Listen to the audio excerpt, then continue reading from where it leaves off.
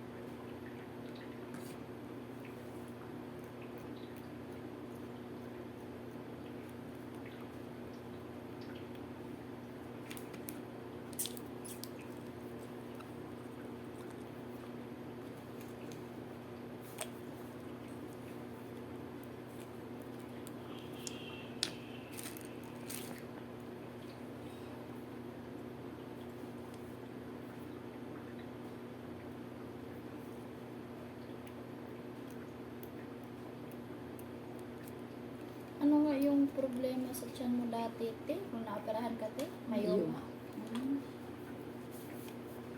Ano yun siya? Laman na lumalaki. Mm-mm.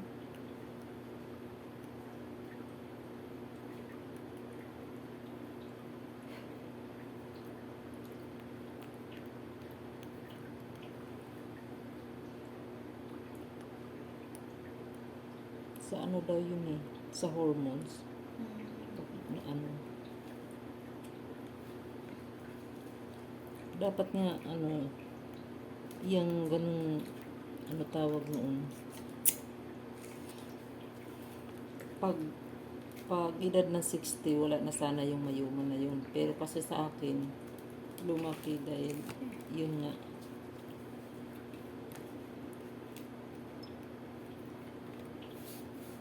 Pero lahat daw tayong babae, mayroon talagang ganyan. May Yung ano iba tayo. hindi lang lumalaki. Hindi lumalaki yung iba. Bata pa, mayroon na yan. Nakikita na yan. Ngayon, ang mahirap sa iba, pag ano yun, yung dinudugo. Pag tuwing niririgla, malakas ang buhos. Kala mo, ano siya eh. Akin hindi masyadong malakas, pero madaming lumalabas yung mga Buo-buo. buo. Normal lang yan, hindi pa yan ano. Pero hindi mo pa pinat-check up.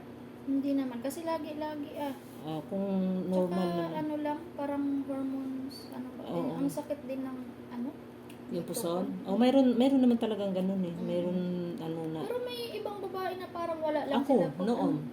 Hindi ko maramdaman. nung high school ako, hanggang college, wala lang. Ganun din ako. Pa-practice pa nga kami ng sayaw kahit meron ako eh. Ganun Nung din ako. nag-pandemic, doon nagsimula eh. Ay, dapat pina-check up mo na rin yan. Baka ano lang. Kasi, minsan, hindi mo masabi, may, Siguro kasi hindi na ako nag-exercise. tsaka isa pa.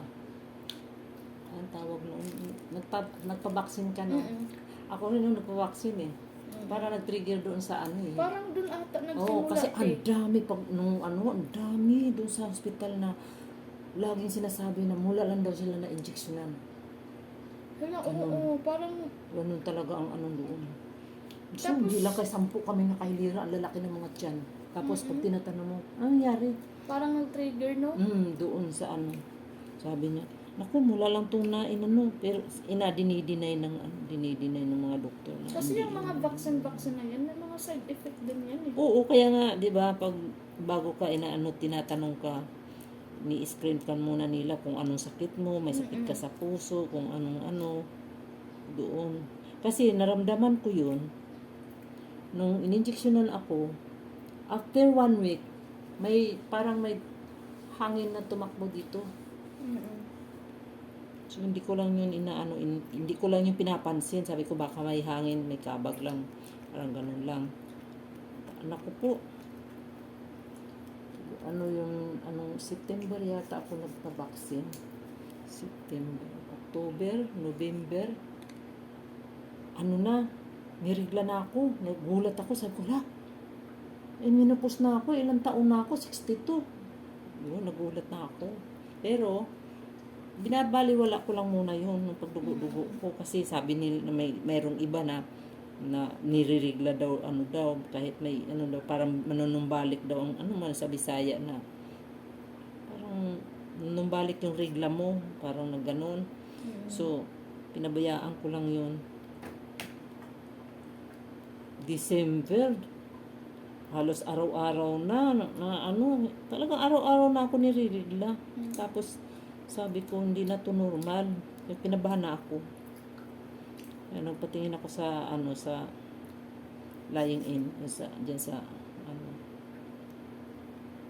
sabi i-transb ka tapos pinag-transb ilang taon ka na sabi ganun nung transb ako may nakita sa akin na ano polyps pero tinanong ako kung may magsisex pa kami ng asawa ko sabi ko hindi naman madalas ganun. Sabi niya mayroon kang mayuma. Hindi pa yung malaking tiyan ko. So, ang ano ko naman noon, hinayaan ko lang. Nag-ano muna ako. Nag-cramps. Lagyan, hindi mo malagyan ng unan sa ano. Ganyan. Okay lang. Ganyan.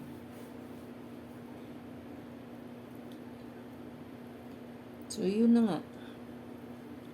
Nakitaan ako ng ano daw, ng yun ang tawag nito, yung mayuma.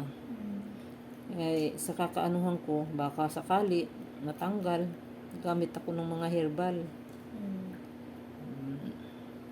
Inom ako ng mga ugat-ugat na kung ano na yung pinagkukuha ng asawa ko sa bawat daan niya sa kalsada. Sabi ko baka sa kanal mo hindi. Yung barley. Kasi ang mahal nga ng barley eh. Talagang mismo yung ugat ng barley ang inano niya. Minsan naaamoy ko, amoy putix. Pinapagalitan ko yung asawa ko. Saan ito binunot? Yun lang yan. Anatis. Bili ako. Magkano yung isang pouch nun? 1,000.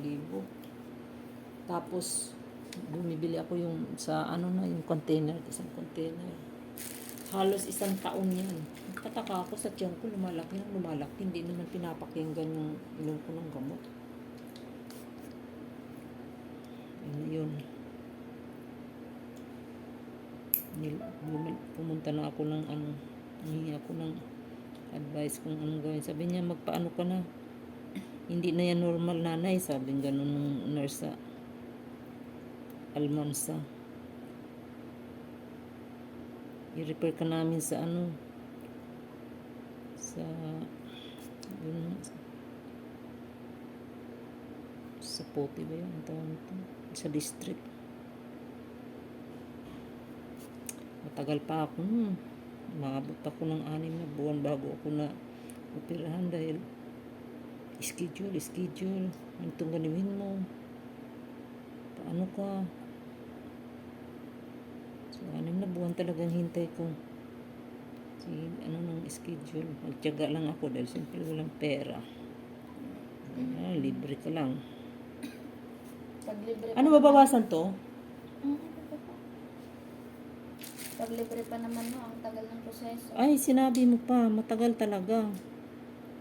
Gusto ko mapadali. Lalabas ako.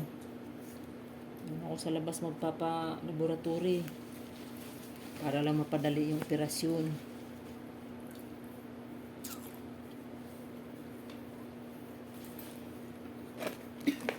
Yung hindi ko na talaga kinaya na sumakit na talaga. Reklamo na ako sa doktora. Doktora, hindi na makatulog. Wala na siguro siyang mapaglagyan na ikutan. Kasi gumagalaw din pala yun eh. May isip din pala. Gumagalaw. Laki. Higit 2 kilo. Siguro mga 2.5. Parang basta. Malaki. Malaki pa sa pusa.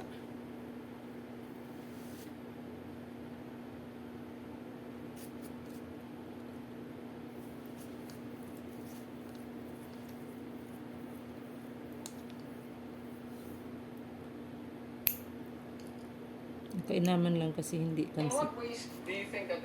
siya cancerous. Kasi mayroong iba na cancerous eh.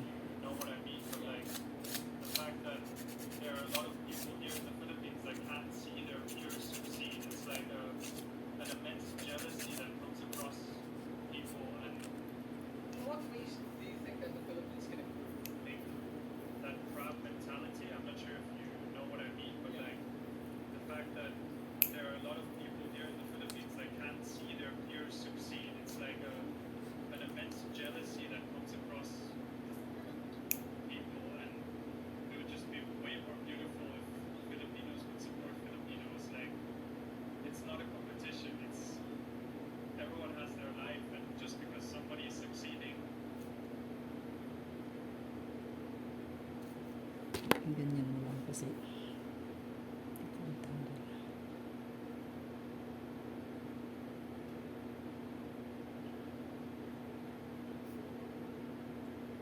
That doesn't mean that we're succeeding less, you know, like why not support them in their endeavors and that they can do the same? It's like a much more round and wholesome society, if you know what I mean.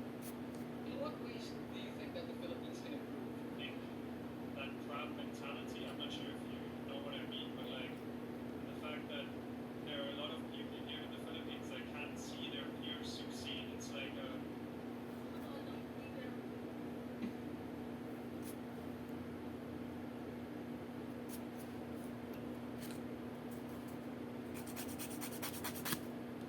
The U.S. had hit Iran came during the night here in Israel, so most people were asleep. The first response from Iran, on the other hand, came as people were waking up.